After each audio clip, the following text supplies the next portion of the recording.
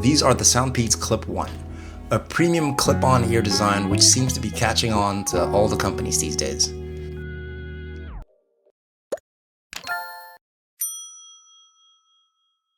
More and more my friends are into the style because they claim it's healthier both from a dirt management perspective, because in-ear designs can pick up a lot of earwax and gunk, yuck, and also from a social interaction perspective.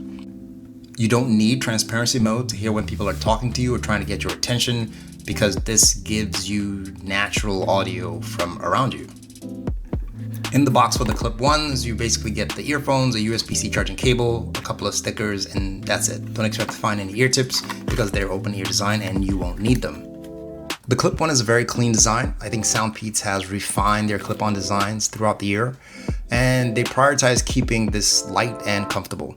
Each earbud weighs about 5 grams, and like the other clip-on models I reviewed earlier from SoundPeats, this is super comfortable.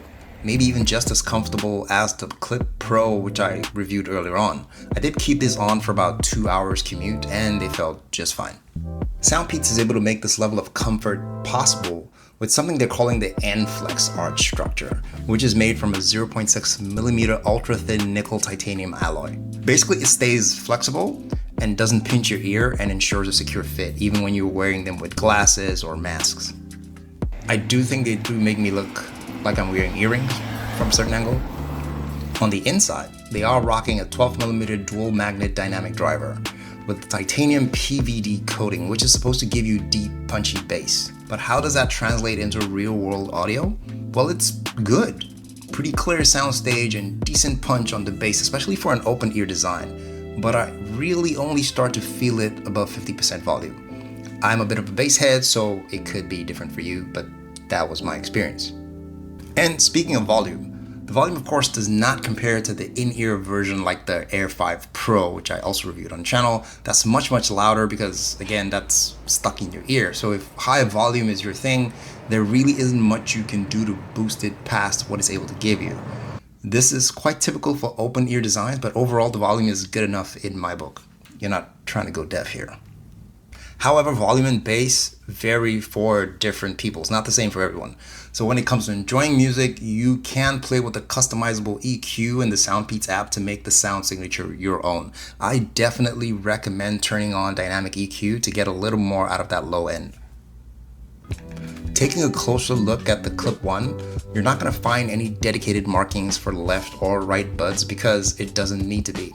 It has an AutoSense ear detection feature that lets these buds automatically figure which ear it's in, either left or right, once you put them in. So it doesn't matter how you put them back in the case or take them out or put them in, it will figure out which ear they're in, which is pretty convenient. In terms of controls, they are located on the large part of the ear clip, the Clip One, which sits behind your ears. It's convenient to tap and doesn't make you feel like you're pushing something further into your ear canal, which a lot of people don't like.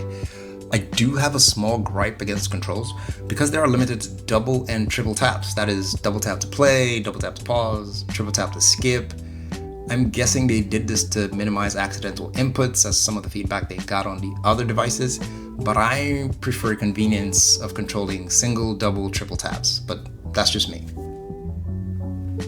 For codecs and connectivity, they do support LDAC and high-res audio for those audiophiles out there that will settle for nothing less but the highest streaming quality.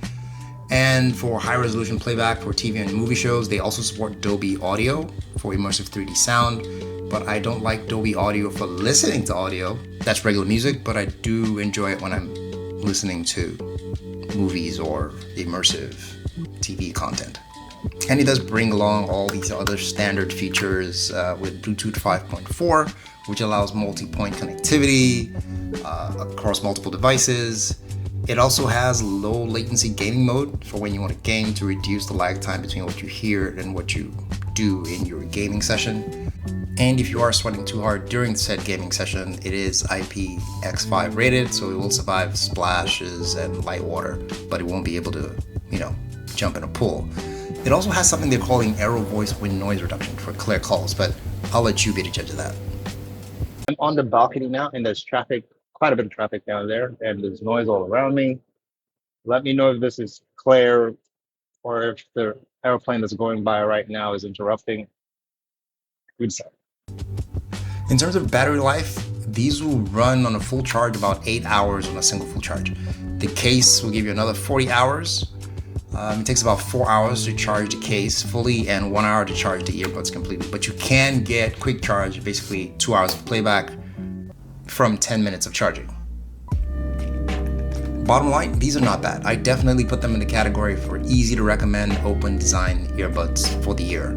For my easy to recommend over-ear headphones, that would be the CMF Headphones Pro, no question. Well, at least at the time of making this video. So look out for that video, which should be up on the channel real soon. As for the Clip One, they're currently going for a sale price of about 50 bucks or 55. It could be lower depending on where you buy. So this might be a good time to jump on that opportunity. If you have any questions, put them in the comments below and I will try to answer them, and I will see you in the next one. Take care.